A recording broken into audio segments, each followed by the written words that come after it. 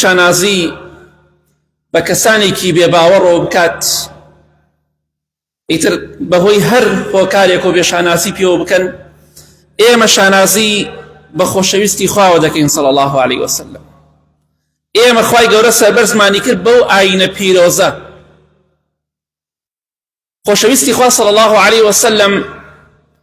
معجیزەکانی زۆر بوون. خوای گەورە کۆمەڵێک معجیزەی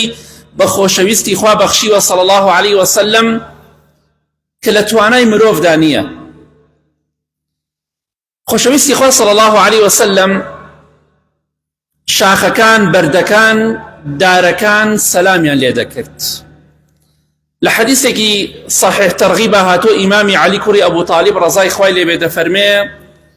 من لەگەڵ خۆشەویستی خوادا بووم صلی الله عليه وسلم لە شاری پیرۆزی مەکە.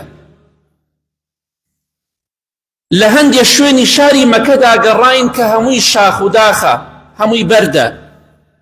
دفرمي فما استقبله جبل ولا شجر إلا وهو يقول السلام عليك يا رسول الله صلى الله عليه وسلم. أفرمي أجيشتين بهر بردك وهر شاخك أجيشتين بهر دارك أي فرمو السلام إخوالته بأي بيغمر إخوة صلى الله عليه وسلم. بردكان سلام يعني بيغمر إخواتك صلى الله عليه وسلم. داركان شاخكان چونکە لە قورئانی پیرۆزا باس کراوە داود پێغەمبەر سەلامی خوای لەسەر بێ شاخەکان لەگەڵ زیکری خوایان دەکرد. لە قورئانە باس کراوە. ئەمە معجیزەیەکی گەورەیە بۆ خۆشەویستی خوا صلی الله عليه وسلم. بۆیە لە حەدیثەکەی صحیح مسلمدا دەفەرمێ خۆشەویستی خوا فەرمێ صلی الله عليه وسلم من بەردێک دەناسم لە شاری مەکە. ئەو بەردە دفرمي كان يسلم علي قبل أن أبعث بيش أو يبب بيغمر صلى الله عليه وسلم أو بردا كبلايا تي أبريم سلامي لما كرت إستا أو بردا دنا اسمو كواتا خوشويستي خوا صلى الله عليه وسلم أو اندا قوريا تو شانازي برونالدو ميسي ومكة شانازي بأنشتاين ونازانم كي ومكة شانازي بخوشويستي خوا صلى الله عليه وسلم. ئەوان ئەستێرەنین سەحابە ئەستێرە بوون تابعین و پیاوچاکان ئەستێری بەناوباگ بوون. سەربەرزی لەوەدایە شانازی بەمانەوە بکەی نەک بە بێدینەکانەوە. خۆشەویستی خوا صلی الله عليه وسلم دار و بەرد هەمووی دەڵێ سەلامی خوات لەسەر بێ پێغەمبەری خوا صلی الله عليه وسلم. ئەو معجزەی پێغەمبەری خوایە صلی الله عليه وسلم.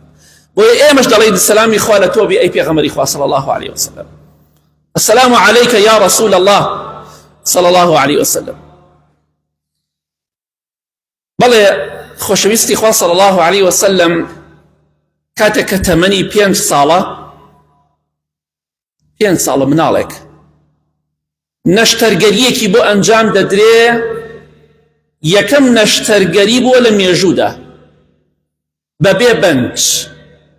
بەبێ جیهاز بەبێ دەوا و دەرمان بەبێ سۆندە بەبێ ئەوەی کە هیچ شتێکی تیا بەکار بهێنرێ. بۆ یەکەم عملیاتێک یەکەم نەشتەرگەریەکە کراوە بۆ خۆشەویستی خوا کراوە صلی الله عليه وسلم. وەک لە حەدیثەکەی صحیح مسلمدا هاتووە خۆشەویستی خوا صلی الله عليه وسلم تەمەنی 5 ساڵ بوو لای ئەو ئافرەتە بوو کە ناوی حەلیمەی سەعدیە کە شیری بە پێغەمبەری خوادا بوو صلی الله عليه وسلم. چونکە دایکی بەخێوی نەکرد لەبەر نەخۆشی لە شاری مەکە دەریان کرد لە دێهاتەکان جاران عادەت وا بوو مناڵیان لە دێهاتەکان زیاتر بەخێو دەکرد بۆی لە نەخۆشی بەدوور بێ. خۆشەویستی خوا صلی الله عليه وسلم تەمەنی 5 ساڵە لەگەڵ مناڵە یاری ئەکات. دەڵێن کاتێک مانزانی جوبرەئیل هات سەلامی خوای لەسەر بێ لەسەر شکل و شێوەی مرۆڤێک. پێغەمبەری خوای گرت صلی الله عليه وسلم مناڵێکی 5 ساڵ دای بە زەویدا دڵی سنگی شەق کرد. نەشتەرگەری فەتحی سەدر مناڵەکان تر هەموویان ڕایان کرد کە بینیان ئەم پیاوە کە جوبرەئیل سەلامی خوای لەسەر بێ بە فەرمانی خوا هاتووە. خۆشەویستی خوا دەگرێ و صلی الله عليه وسلم دەیدا بە زەویدا ئەمجا فەتحی سەدری بۆ دەکات و دڵی دەردەهێنێ و دڵیشی شەقەکات. دڵی شەقەکات هەم سنگی هەم دڵی پێغەمبەری خوا صلی الله عليه وسلم. دەفەرمێ پارچەیەک خوێنی مەی و خوێنی ئەستوری لێ دەرکرد لە دڵی پێغەمبەری خوا صلی الله عليه وسلم. فەرمی هذا حظ الشەیطان منکە، ئەوە لە دڵی تۆدا بەشی شەیطان بوو، ئەوە دەرمان کرد. واتە ئیتر هیچ تۆ تاوانت نییە و تاوان نزیکی تۆ ناکەوێت. بۆیە خۆشەویستی خوا صلی الله عليه وسلم تووشی شۆک بوو، هەمسنگیان شەق کرد و دەفەرمێت دڵی هێنایە دەرەوە. جوبرەئیل سەلامی خۆی لەسەر بێت دڵی پێغەمبەری خوا صلی الله عليه وسلم دەرکرد لە شوێنەکەی خۆی، هێنایە دەرەوە، بەڵام چی لێ کرد؟ دوای ئەوەی کە شەقی کرد ئەو پارچە خوێنە پیسەی لێ دەرکرد کە لە دڵی هەمومانە ئێستا مەوجودە، لە دڵی هەموماندا هەیە، لە دڵی هەموو مرۆڤێک هەیە و بەشی شەیطانە. بەڵێ دەفەرمێ بەش فەرمی ئەمە بەشی شەیطانە. ئەمجا لە تەشتێکی ئاڵتوندا، تەشتی ئاڵتونی پێبوو، جوبرەئیل سەلامی خوای لەسەر بێ پڕ بوو لە ئاوی زەمزەم. دڵی پێغەمبەری خوای صلی الله علیه وسلم دەرکرد و لەناو ئاوەکەدا شۆردی، بەو ئاوی زەمزەمە جوان جوان شۆردی. ئەمجا دڵەکەی خستەوە جێگای خۆی و سنگی پێغەمبەری خوای صلی الله علیه وسلم دووریەوە. جوبرەئیل سەلامی خوای لەسەر بێ. بۆیە ئەنەسی کوڕی مالیک ڕەزا و ڕەحمەتی خوای لەبێ دەفەرمێت من شوێنی تەقەڵەکانم بە سینگیەوە بین، واتە شوێنەواری عەمەلیاتەکەی پێوە دیار و پێغەمبەری خوا صلی الله علیه وسلم بە سینگیەوەم بینی، بە سینگی مبارەکەوە. بەڵێ مناڵەکان ڕایان کرد کە لەگەڵ پێغەمبەری خوا صلی الله علیه وسلم یاریان دەکرد، ڕایان کرد وتیان دایە مەسەڵەن حەلیمەی سەعدی بوو کە دایەنی پێغەمبەری خوا صلی الله علیه وسلم شیری پێدا بوو، دایکی ڕاستەقینە نەبوو، وتیان محەممەد صلی الله علیه وسلم کوژرا، قەد قوتیلە محەممەد صلی الله علیه وسلم، ڕاکە بەخوا محەممەد کوژرا صلی الله عليه وسلم، بەخوا سینگیان شەق کرد و دڵیان هێنایە دەرەوە. بەڵێ کاتێکە حەلیمەی سەعدی ڕای کرد، چونکە ئەم مناڵە ئەمانەتە لای ئەو، ڕای کرد کاتێک تا ئەو هاتەوە وەسعەکە تەواو کۆنتڕۆڵ کرا بە چەند خوا ئەزانە چەند دقەیەک و چەند کاتێکی کەم. دەفەرمێ پێغەمبەری خوا صلی الله عليه وسلم زۆر ترسا، ڕەنگی تێکچوو بوو. دوایەوە هێنایەوە لای دایکی وتی بەخوا مناڵەکەش حاڵەتێکی ئاوا ڕووی داوە، ئەترسم شتێکی بەسەرا بێت. دایکشی وتی ئەم کوڕەی من کە محەممەد صلی الله عليه وسلم دڵنیا بە کەسێکی زۆر ناودار دەرەچێت، کەسێکی بەناوبانگ دەبێت، بێگومان هەروە دەرچوو. کەواتە پێغەمبەری خوا صلی الله عليه وسلم لە تەمەنی 5 ساڵیە عملیاتی فتحی صدری بکراوە، دڵیشی شەق کراوە، بەشی شەیطانی لێ دەرکرا. ئەمە معجزەیەکی گەورەی بۆ پێغەمبەری خوا صلی الله عليه وسلم. ئێمە شانازی بە خۆشەویستی خواوە دەکەین صلی الله عليه وسلم. ئیشمان بە بێدینەکان چییە؟ ئیشم بە کەسێک چییە 1000 گۆڵی کرد و 2000 گۆڵی کردووە؟ مادەم خوا ناناسێ لای من فلسێک ناینە تووری قوڕاوی نایەنێ. شەرمە بۆ موسڵمان کە ئاوە بوونەتە جمهوری ئەو کەسانە. فڵان کەس عاقڵ بوو، ئەی عاقڵ بوو بۆ ئیمانی نایە، بۆ بە کافری مرد. مێشکی لە مێشکی ئێمە گەورەتر بوو. دڵنیا بە لای خوای گەورە مێشکی بەقەت مێشکی چۆلەگەیەک نییە، هیچ قیمەتێکی نییە، چونکە خوای نەناسی. چ قیمەتی مێشک کرد بەقەت ئەم مزگەوتە بێ کە خوا نەناسی. بۆیە با شانازی بە خۆشەویستی خوا بکەین صلی الله عليه وسلم. ئەوە یەکەم نەشتەرگەری بوو کرا بەبێ هیچ دەوا و دەرمانێک، بەبێ هیچ سۆندەیەک، بەبێ هیچ بەنجێک بۆ پێغەمبەری خوا صلی الله علیه وسلم، بەبێ ئازاریش. پێغەمبەری خوا صلی الله عليه وسلم لە ماڵیاندا ئاژەڵێکی کێوی هەبوو کە زۆرێک لە زانایان دەفەرمون مەبەست پێی ئەو ئەڵێ کانە لآل رسول صلی الله عليه وسلم وحش، واتە حیوانێکی کێوی، ئاژەڵێکی کێوی هەبوو کە زیاتر مەبەستیان پێی پشیلەیە. پشیلەیەک لە ماڵی پێغەمبەری خوادا بوو صلی الله عليه وسلم. ئەم حەدیثەیش صحيح إمامي ابن كثير دفرمي وهو حديث صحيح مشهور، أما حديثك صحيح. خوشويستي خوا صلى الله عليه وسلم ئاژەڵێکی کێوی پشیلەیەک لە ماڵی عندا بوو. بەڵام ئەم پشیلەیە چۆن بوو؟ ئەم ئاژەڵە کاتێک کە پێغەمبەری خوا صلى الله عليه وسلم لە ماڵ دەرئەچوو،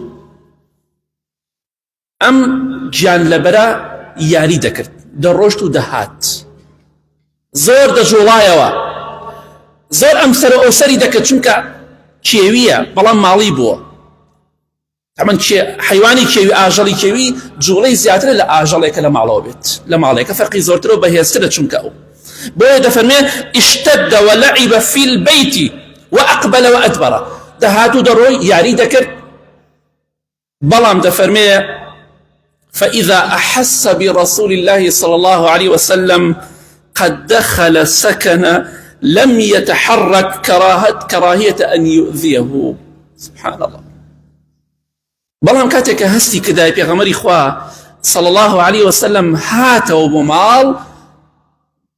یەکسەر بێدەنگ ئەبوو جوڵەشی نەکرد لەبەرەوەی عەزیەتی پێغەمبەری خوا نەدا صلى الله عليه وسلم. ئەو معجیزەیە خوا ئێمە ئەوەی بۆ پێغەمبەری خوا صلى الله عليه وسلم فقد ئاژەڵێک ڕێزمان لە فەرمودەکانی پێغەمبەری خوا گرتووە صلى الله عليه وسلم. ئێمە دەڵێن مام حاجی کاک فڵانەوە حەدیث ئەڵێ بابە حەدیثی چی؟ والله حديث نية وكو يخوي بخاري مسلم وقرآن شامل لبربية فقير داماونا معناه يقول الله واحد نازانية أخذت ولا خذ إنكاريش شو نجي تو إيش نازن تو نازن إنه جت معنا إيشيا تو نازن سمع الله لمن حمده شيء والله حديث نية بس أمر تو نبي استوى كل في الليل جانا كي تو يتبع لي حديث نية أو كي احترامي في غمر إخويا صلى الله عليه وسلم عاشلك شيلك كخوشويستي إخوة بينا صلى الله عليه وسلم جولناك على بعزيتي ندم أو معجزة بيغمبري خوايا صلى الله عليه وسلم أو جوري خوشويستي خوايا صلى الله عليه وسلم لا يخواي جورا إما كوا خوشويستي من بو بيغمبري خوايا صلى الله عليه وسلم براستي زور بمان شوني سنة كاني ناكوي دابا درسي دي ورقرين ريز دا بيغمبري خوايا بقرين صلى الله عليه وسلم ريز دا فرمودكاني بقرين ريز دا سنتكاني بقرين بيش جيب جيناكريت جايتي مكة لخوا بترسى يا ربي خوالي لقناه كان من خوش بي لقناه دايك وباوكم مردو كان من خوش بي يا ربي خوالي لروجي قيامتها لقب خوش بيستي خوادا صلى الله عليه وسلم حشر منك آمين آمين آمين.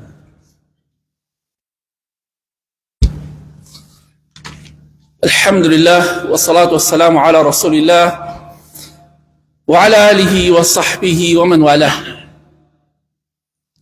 خوش بيستي خوادا صلى الله عليه وسلم آجل كان خوش يميستوه روجك خوشويستي خوا صلى الله عليه وسلم أروات الناو باخيكوا أم حديثيش لصحيح أبو داود وصحيح ترغيب هاتو أروات الناو باخيك لباخكاني خلق شاري مدينة يغمري خوا صلى الله عليه وسلم هو اشتريك ديبولاي واشتريكي نير ديبولاي بلان شون أتاه حنة وذرفت عيناه هات خزمتي بيغمر إخوة صلى الله عليه وسلم حديث صحيح هات لي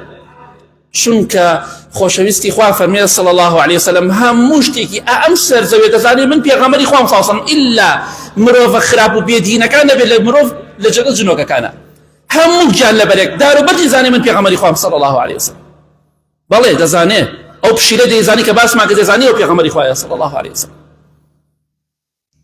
أم مشتريش بيقومان خوافير يعني كدو أو محمد صلى الله عليه وسلم أو خوشويستي إخوة برو والله صلى الله عليه وسلم كاتي حشترك هات بيقومان دستي كربة قريان فرميس بتشاوي ده هات أخواروا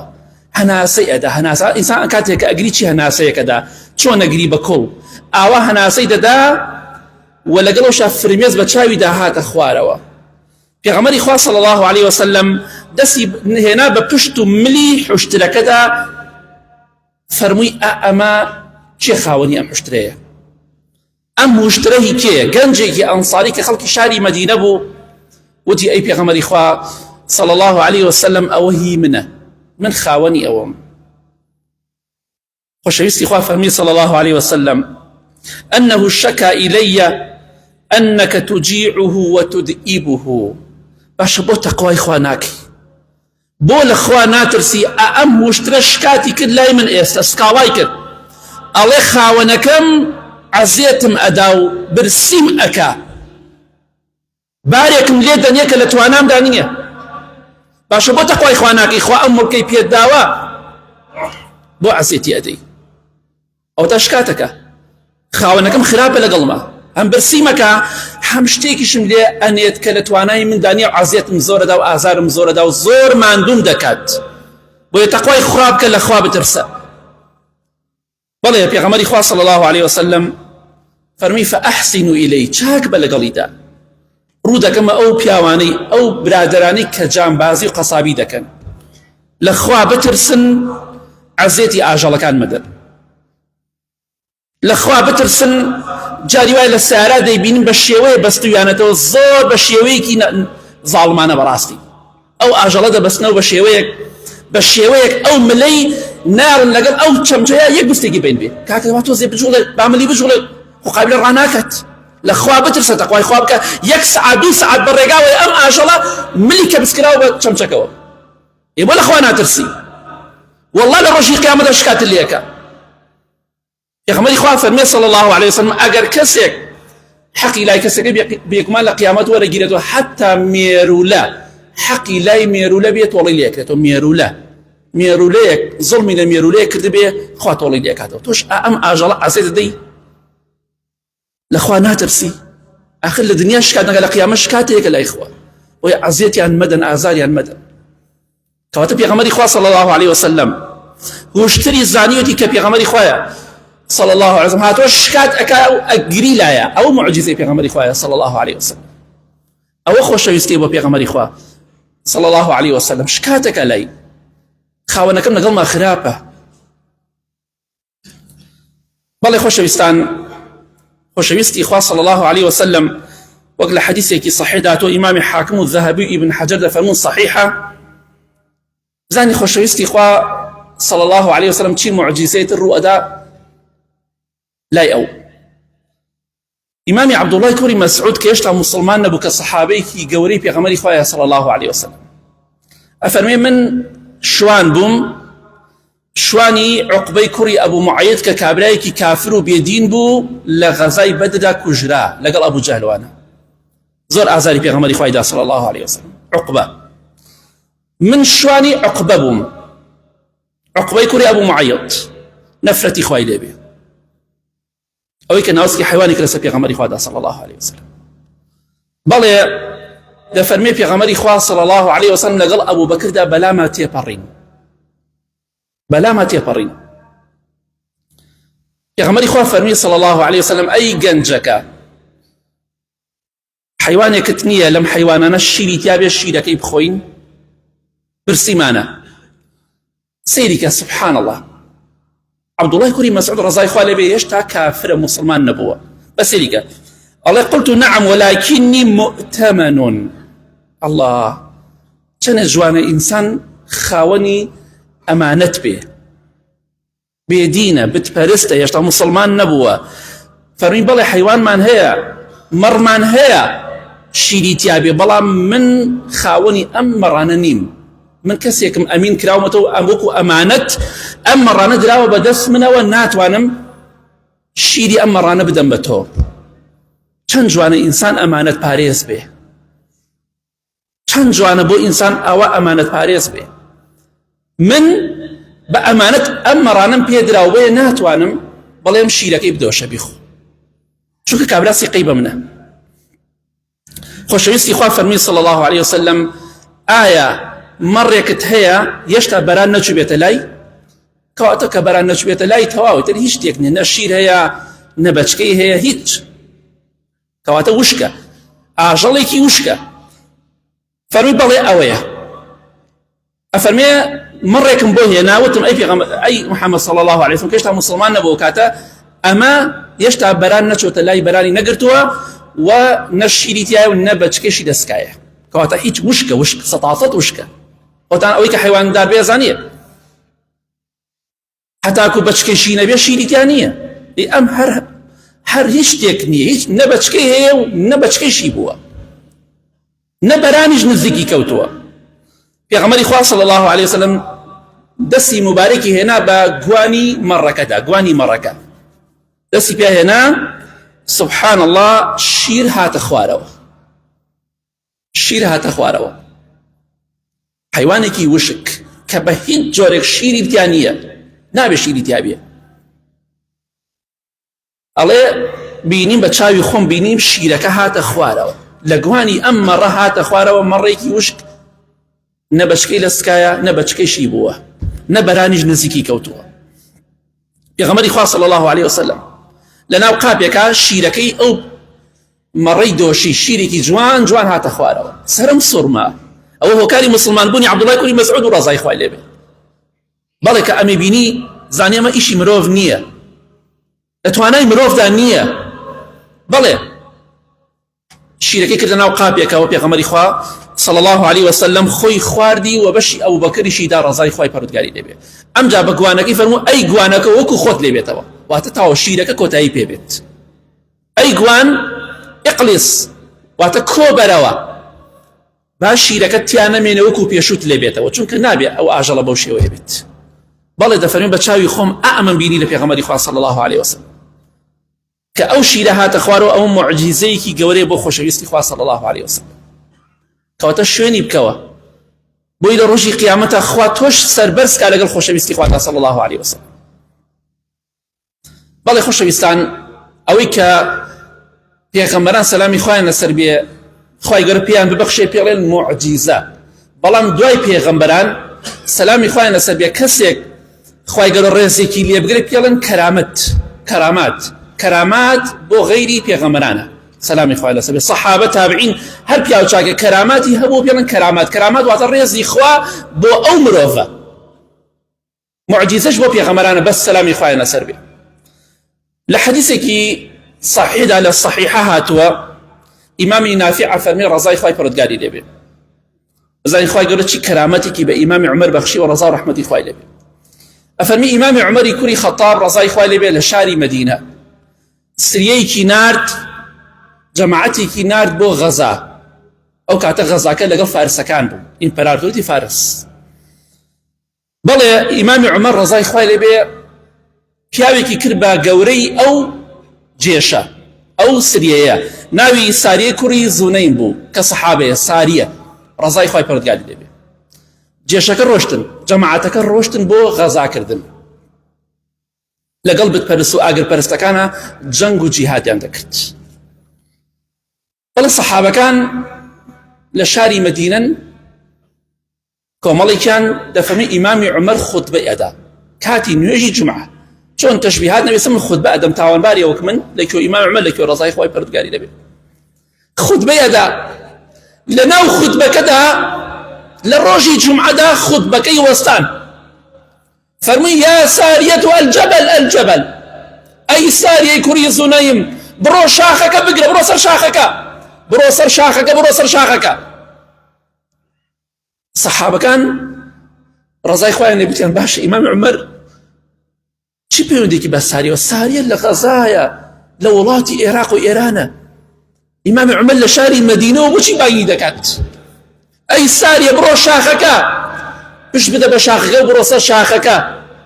ئیمامی عومەر لە خوتبەکەی وەسان و بانگی ئەو سەحابەی کرد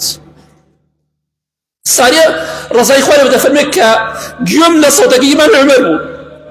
ڕەزای خوای لێ بێ لام کردەوە ئیمامی عومەر لەرە چیەکە وەڵاستەیەکم ئیمامی عومەر دیار نییە ئەڵێ ڕۆشتینە شاخەکە پێشتر شکا بووین ڕۆشتینە شاخەکەمان گرت خوای گەورە سەرکەوتومانی کرد بەڵێ سبحان الله لە بینی ئیمامی عومەر و ساریەدا یەک مانگی ڕێگا بە پێ بڕۆشتا یەک مانگی ڕێ بوو یەک مانگی ڕێگا ببڕی بە پێ چەندێکە ئیمام عومەر ڕەزا و ڕەحمەتی خوای لێ بێ بە فەرمانی خوا هاتە سەر زمانی بانگی ساریەی کرد شاخەکە بگرە چۆن ڕێ هاتە بەرچاوی شاخەکە بگرە بۆ ئەوەی سەرکەوتوو بی بێگومان یەکسەر چوونە سەر شاخەکە و شاخەیان گرت و خوای گەورە سەرکەوتویانی کرد ئەمە پێڵێن کەرامات ئەو کەرامات نییە سەجدە بۆ بەرن دەست و قاچ و ماچ کرد ئەو کەرامات نییە ئەوە تەکەببوور و لە خۆباییبوون و خۆز بەزلزانینە كرامات أوي بدس خوت نية هو إمام عمر رضي الله عنه سرداي خود بكان نيزاني خو أم كراماتي بيه بخشية بوي كرامات أول نية خلقي سجد بو بريه خلقي كويدايتي بتوبكا كرامات أوي خوابيتي ببخشية أما إمام عمر برضا ورحمة إخواني لبيه بوي تفرمي دعاي سيري عن أو دقي كإمام عمر رضا ورحمة إخواني بانجي سارية كردوا أو دقا سارية جوينة دنجي بوا وبإذن خوا خوا سەرکەوتو يعني کرد یەک مانگێکیش ڕێگا بینیان بوو ئەم پێڵێن کەرامات باوەڕمان بە کەرامات هەیە سەد بەڵام کەراماتی پیاو چاک نەک پیاو خراپ بەڵام هەندێک شتەی لای ئێمە کەرامات نییە بەڵکو کوفر و شیرکە کەرامات نییە کەرامات باوەڕمان پێی چۆن باوەڕمان پێی نییە بە هەموو جۆرێ سەد باوەڕمان پێی بەڵام کەراماتی پیاو چاک ئینشاڵڵا خوا یارمەتیمان بدا أم معجزاني في غمري خواه صلى الله عليه وسلم هر ماوي جارك چند جمعة جارك چند معجزيك وچند كراماتي كي بصحابه تابعين باسكين إن شاء الله بياو چاكان باسكين بإذن خواه ناو بناو ئەوەی کە ئەمڕۆ فێری بوونەوەی ئینشاءڵڵا پەیمانی خۆمان تازە بکەینەوە بۆ شوێنکەوتنی سنەتی پێغەمبەری خوا صلی الله عليه وسلم، چونکە خۆشەویستی خوا صلی الله عليه وسلم دار و بەرد و ئاژەڵ و هەموو شتێک ڕێزی لێگرێ و خۆشی دەوێ، تۆش خۆشت نەوێ خۆت زەرەرەکەی، دڵنیا بە لە دنیا و قیامەت. اللهم اغفر للمؤمنين والمؤمنات والمسلمين والمسلمات الأحياء منهم والأموات من أهل السنة والجمعة والجماعات. يا ربي خوايا الشفاء نخوش كان من بدي بتايبتي أواني داوي دعاء خير يعني كدو. يا ربي خوايا أواني نخوش داما لخسخانا لمزقوتن يسأل قال إيه مدى لدروي مزقوتن لمالوان لهرشوين كن خوايا الشفاء هميان بدي. يا ربي خوايا الشفاء هميان بدي. يا ربي خوايا أواني كيشو مشكلان يا ربي خوايا بيان عسان كي خوايا يعني آخر من بخير بكيري نرجو رجوع عبادت من قبول كي خوايا يعني للشر وبلاء ولاتمان بدوركي خوايا أويك ظلمنا مسلمان دكا خوايا بجوري خود ناوي بدا أوشي دفاع لمسلمان دكا يا ربي خوايا سركوتويك خوايا سركوتو مانك للشر وبلاء وأرجاو فتنة بدور مانك. آمين آمين آمين. وصلى الله على محمد وآله وصحبه أجمعين.